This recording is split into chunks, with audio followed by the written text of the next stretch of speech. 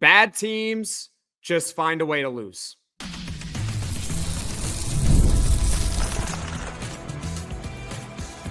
You are Locked On Syracuse, your daily podcast on the Syracuse Orange.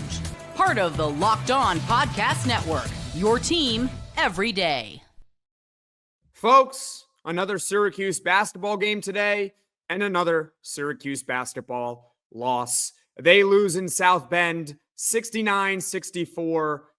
Syracuse battled. The effort at least was there. Jaquan Carlos had the best half in a Syracuse uniform this season. But they are not a good basketball team. That's the bottom line. Because bad teams find ways to lose basketball games. I'm Jackson Holzer. This is Locked On Syracuse, and thank you for making us your first listen of every single day here on the Locked On Podcast Network, where it's your team every day, and we are free and available wherever you get your podcasts. And folks, on today's post-game reaction show, we are reacting to Syracuse basketball's 69-64 loss to Notre Dame on the road today. We're going to go over the critical plays that led to the Orange's loss. We're going to talk about how Syracuse just does not have an identity. We're 8 games into the season. I don't know what it is. And let me know right now in the comment section below, what is their identity? What is it? We are 8 games in.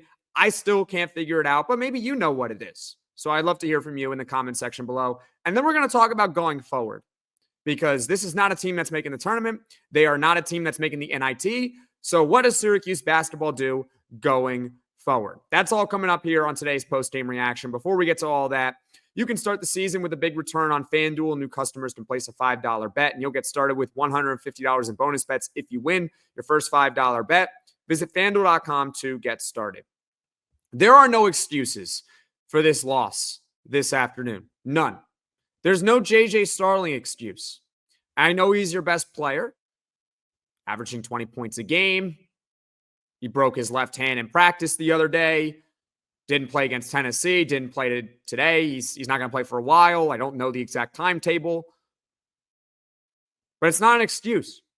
You know why it's not an excuse?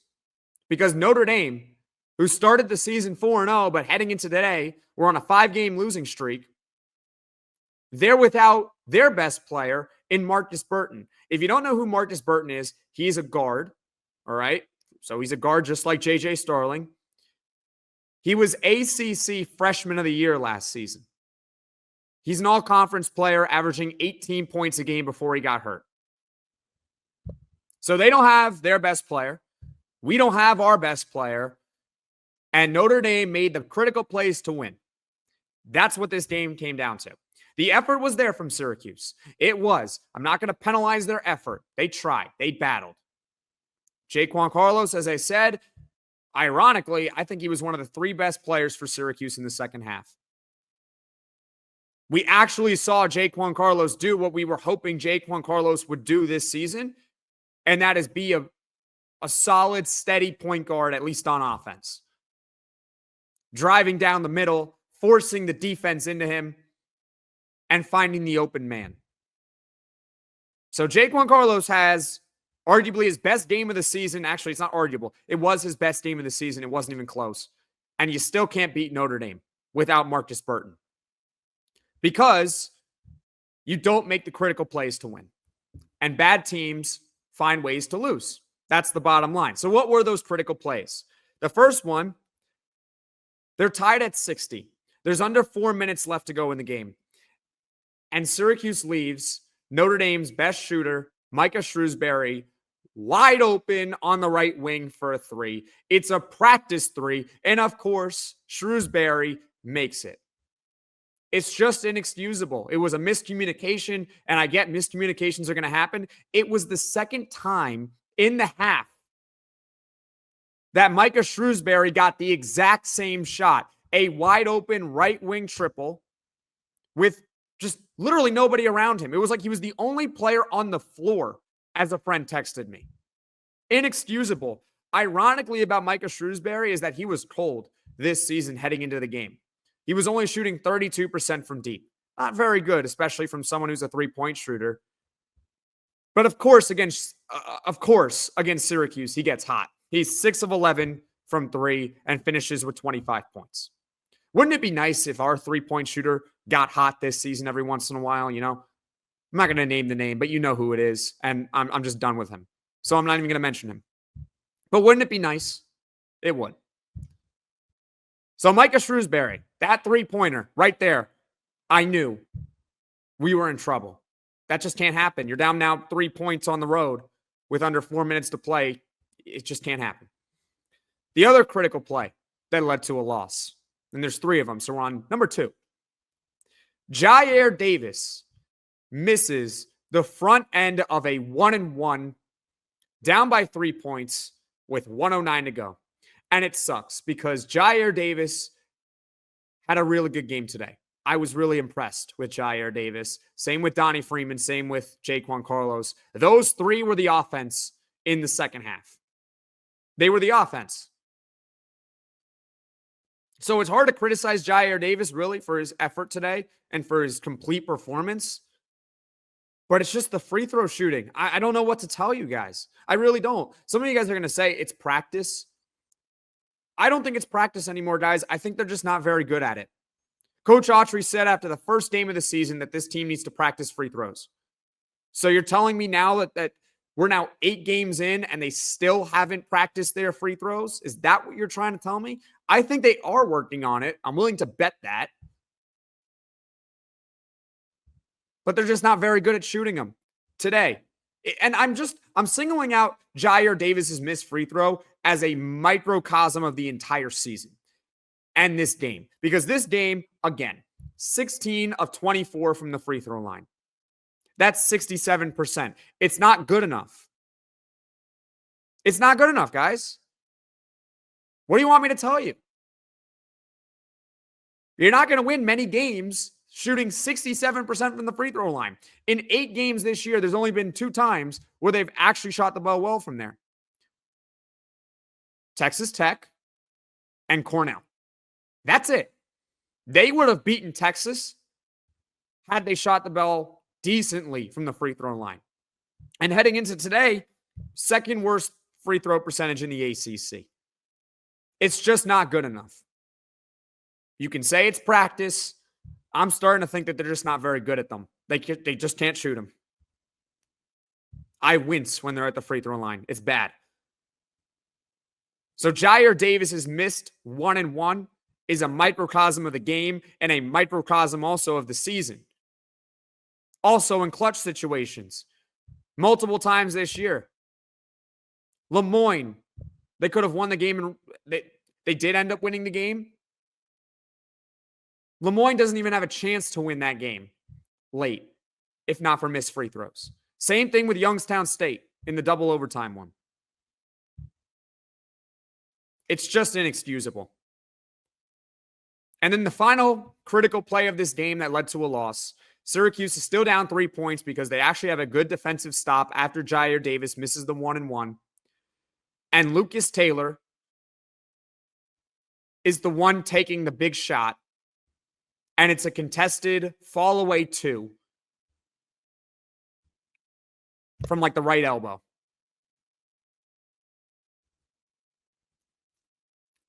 I'm not mad at Lucas Taylor, honestly. I'm not. It's not his fault. It's not. You know why? Because he never should have been in that position to take the shot. You're down by 3 points, less than 30 seconds left. Obviously, you need to score. And Lucas Taylor is the one who ends up taking the shot. A contested 2 is the best they could have done on that possession. Really? It falls on coaching. Coaching. Syracuse needs offense late in the game. Who do you want with the ball? Well, if you're going to go down low, which, by the way, you're down 3, but you don't need a 3. If you're going to go down low, then Donnie Freeman or Jyare Davis, who had their way inside the paint all game long, would be good candidates. That'd be good. So, it's Jaquan Carlos attacking inside, and then it's one of Jyare Davis or Donnie Freeman with the shot. Okay, I can live with that, even if it's a miss. Fine. If you're going to take a 3-point shot, I think Chapa Moore would be a prime candidate to do that. And we'll get to 3-point shooting in the next segment because that's clearly not their identity this season. It's bad. But that would be a prime candidate. Or in theory, I guess, if the player that I'm not going to name anymore because I'm just done with him is on the floor. First name starts with a C, last name starts with a B. For those that don't know. But Lucas Taylor's the one that's taking the shot. It's not on Lucas Taylor. I admire his confidence. Every player should have the confidence to take a big shot. But that's why you need coaching in that scenario. So you know which players need to have the ball in their hands. It's putting your players in the best position to succeed. And having Lucas Taylor taking a big shot late in the game is not putting your players in the best position to succeed. So the big plays that led to this loss and the theme of the fact that bad teams just find ways to lose, Micah Shrewsberry being left all alone for a right wing three with under 4 minutes to play, Jyare Davis missing the front end of a 1-and-1, and Lucas Taylor, of all people, being the one taking a big shot late. They're just not a good basketball team, guys. I'm sorry. I wish they were better. Nothing would make me happier this season if I am proven incorrect and they rip off a 15-game win streak and are one of the best teams in the nation. And we look back on this podcast and we say, man, was I an idiot? I can't believe I called this team a bad basketball team. I overreacted, but I don't think I'm overreacting. We're 8 games in and it gets late early. I don't think this team's very good. Bad teams find ways to lose. And another reason why they're bad, I don't know what their identity is. And that's what we're going to talk about next on Locked On Syracuse.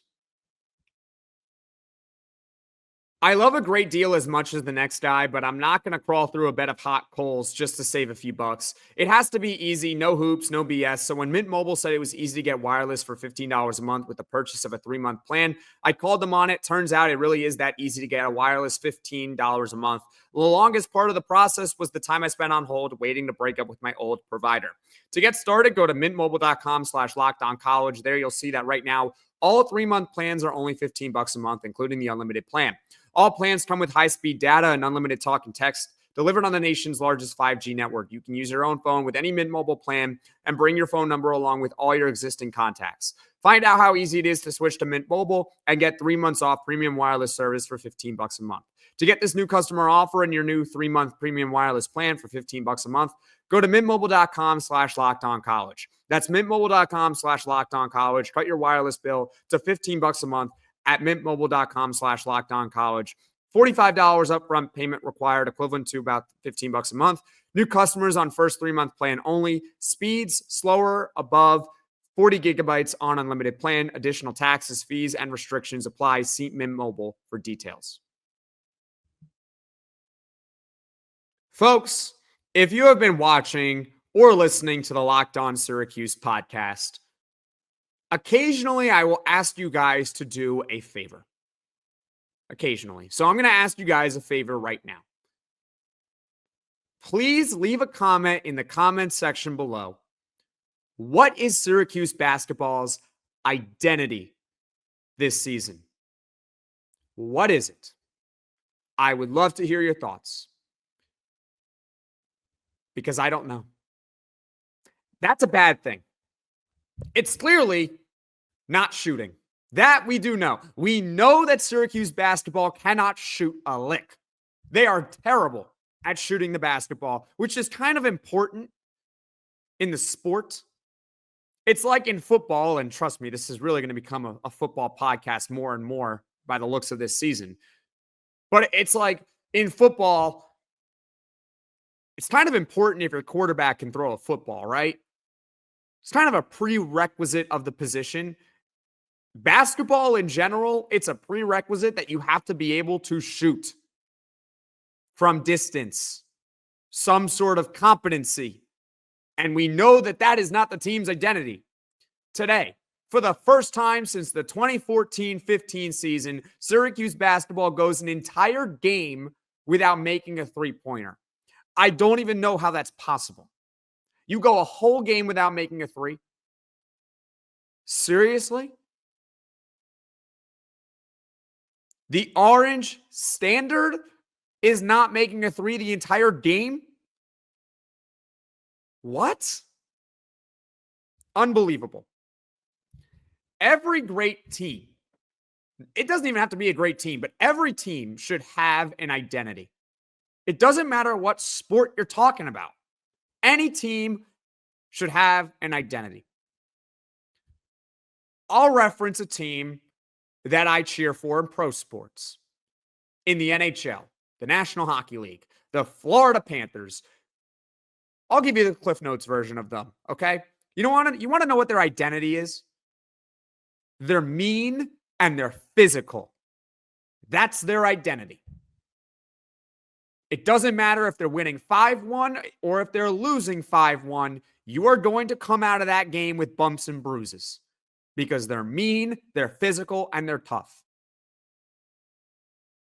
We could talk about what the football team for Syracuse football was this season. What was their identity? I know, like, some people will say, well, it's the whole mantra of Dart. In reality, if you're looking at just micro of their season, their identity was, we are an air raid team. That's what we are. We are an air raid team. We are going to throw the football more than anyone in the country with Kyle McCord. That's what we're going to do. And you know what? For better or for worse, they had an identity. Even Syracuse basketball last season, they were not a great team. They were pretty good. They were not pretty good, I should say. They were an NIT caliber team that if they had flipped maybe a couple of games or maybe their net rating was a little better because they just couldn't blow out anyone, maybe, just maybe they could have made the tournament. They were not too far off. They had an identity. You want to know what the identity of last year's Syracuse basketball team was? Again, for better or for worse. They were an ISO-heavy team. That's what they were going to do. You knew what to expect. It sometimes probably drove you crazy. At times it drove me crazy because there's a lack of ball movement. But at least you knew what they were going to do. You knew the team's identity. With this team, what is it? Are they an overly physical team? No, I wouldn't say they're overly physical. That probably would be the way I would lean, but I don't think they're overly physical. Are they going to be a tough, gritty, defensive team? Definitely not. They can't play defense. Okay, well, can they be a three-point shooting team? This is a team that can make or miss one night. I mean, they can have a night where they just explode for 15 made threes in the game. No, I don't see that. That's not their identity. So please leave a comment in the comment section below. What is it? Are they a team that's supposed to play with pace? Are they just going to run up and down the floor? Which team was it that Syracuse played this? I think it was Cornell. That's their identity. They want to run up and down the floor on you. They play with a very high pace. I don't know what the identity of this team is this season. We're 8 games in, and how much longer do we have to wait to find it? Or are we just going to go the entire season without one? Because sometimes an identity can be good, sometimes it can be bad. But if your team doesn't have one to begin with, you are not going to be a good team, period. It doesn't matter who you are. If you don't have an identity, you will not be good. We're 8 games in. The only thing I can come up with is, well, I guess their identity is that they're just not very good, which is not really an identity. That's not the point. I know I have said that word and I have beaten it to death 1,000 times on this segment, but I want to tell you the importance of it. What are you known for? What are you good at? When a team is preparing to play Syracuse basketball, what should they expect? If I were a coach and I'm preparing for Syracuse basketball, I laugh. I don't know what they do. They don't do anything. It's not an effort. Effort is there. They play with effort. Fine. But every team should play with effort. But I just don't know what it is. And that's why maybe you guys can help me in the comment section below. Let's figure out the team's identity together. How about that? What do they want to do this season? Because 8 games in, we don't have one. And I think that's a big reason why Syracuse basketball this season is in for a disaster. They're in for a disaster. And so coming up with that fact that this is probably not going to be a very good year, we got to talk about what the future holds and what I would like to see and what you should want to see for the rest of the season. That's what's coming up next on the Locked On Syracuse podcast. Get ready to tackle the NFL action with FanDuel, America's #1 sportsbook, because right now new customers can bet $5 and get $150 in bonus bets if you win.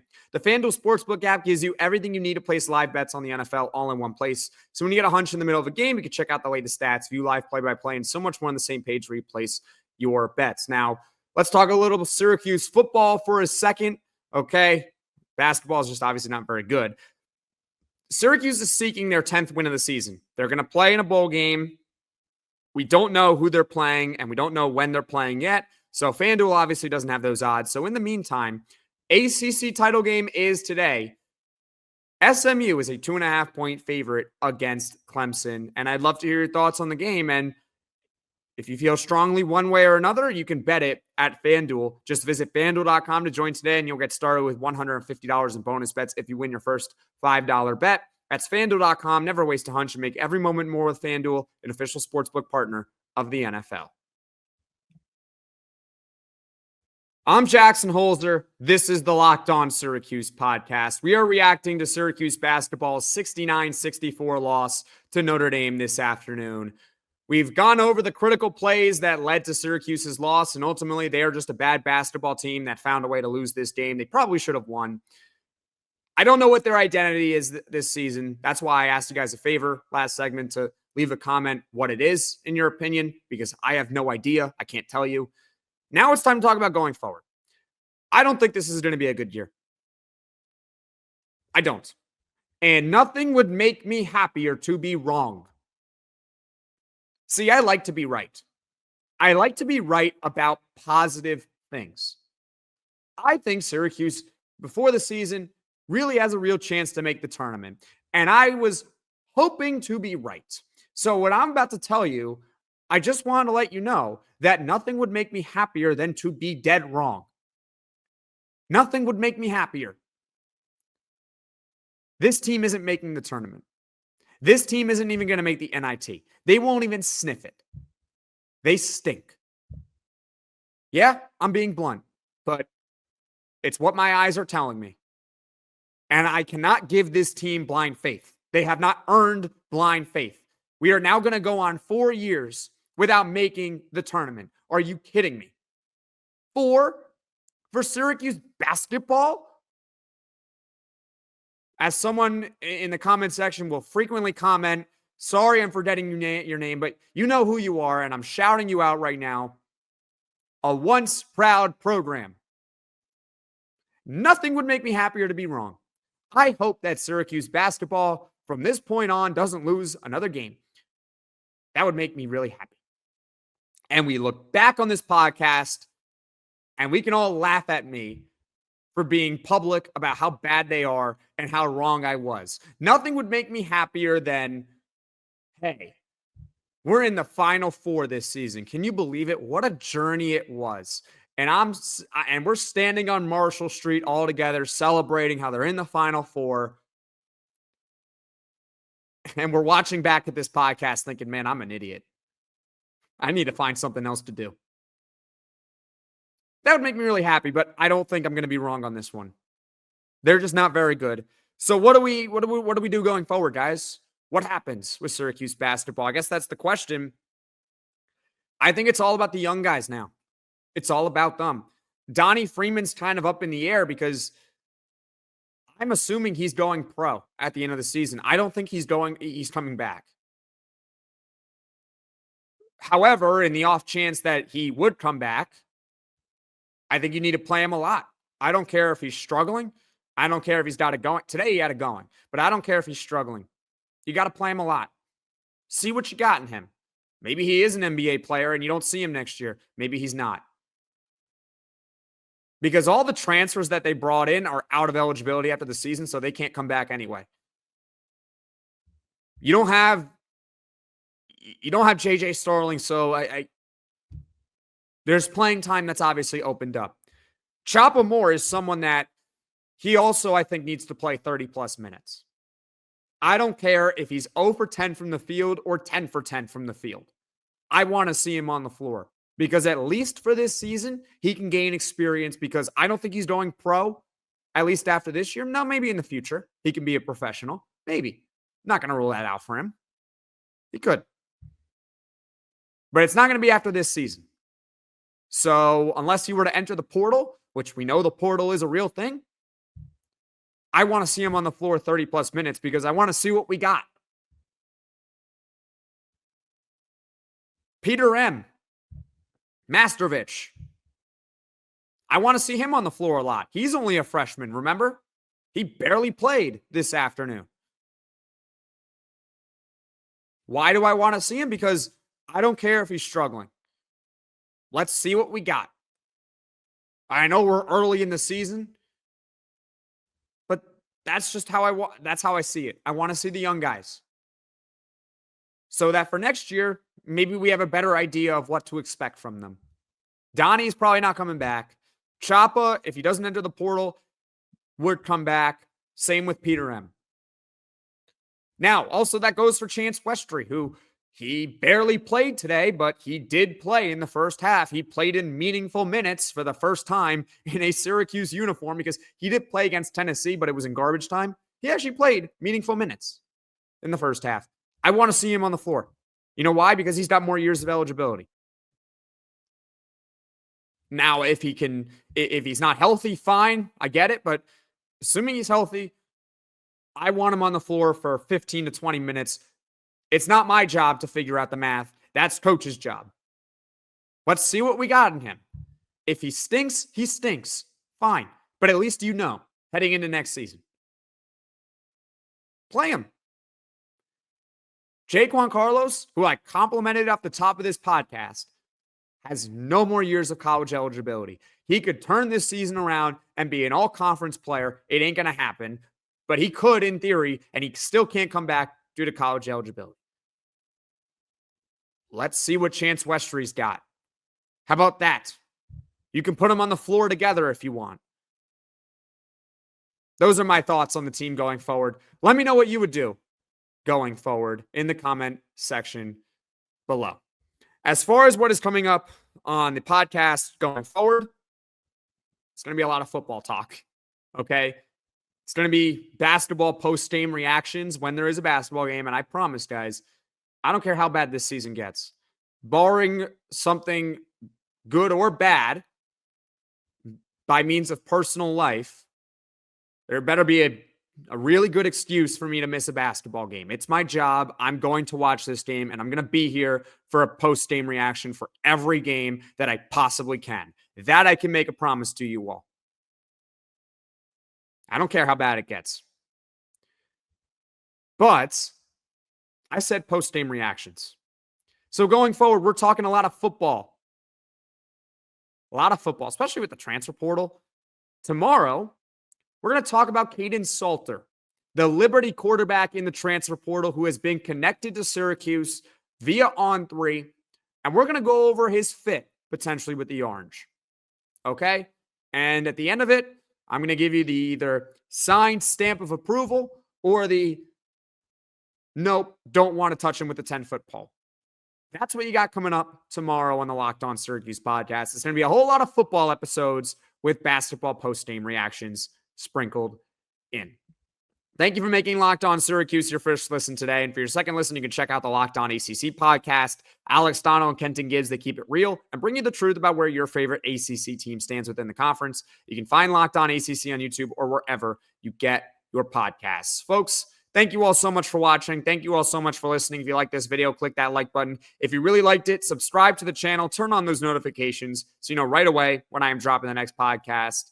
And folks, I will see you all tomorrow because we are talking some football and the transfer portal. That's coming up next on Locked On Syracuse.